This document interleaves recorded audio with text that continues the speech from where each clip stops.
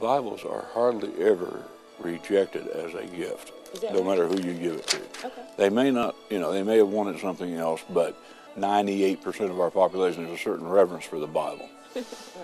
I have been in Bible sales roughly since 1978, and this is my 14th, I believe it is, Ardell Christmas. So I'm kind of been here a while.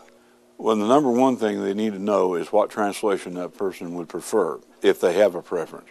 There are people who will only want a King James. That's the more traditional work. Many more today, though. Over 80% of the market has turned to today's translations, that is, those translations which have been translated recently enough to talk like we do.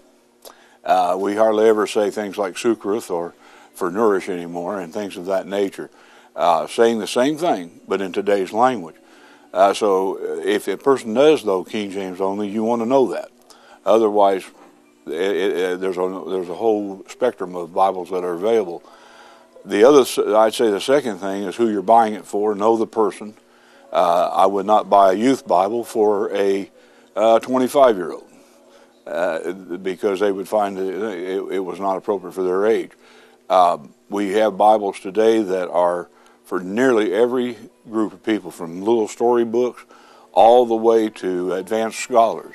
And so it depends really on how you match it up. It's like saying, what kind of car is best for an individual? Well, do they need a pickup or a van or a sports car? The same thing goes in Bibles in that respect. The other thing would be size. I suppose if you're dealing with younger people again, most of them like a small pocket-type Bible they can carry easily in a book pack or purse.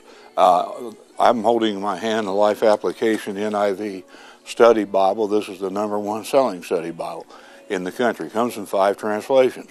It's probably the most appropriate across-the-board study Bible, but as you see, it is not a pocket Bible.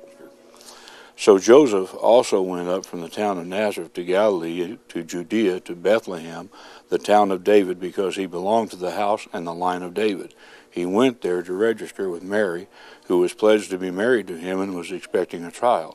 While they were there, the time came for the baby to be born, and she gave birth to her firstborn son.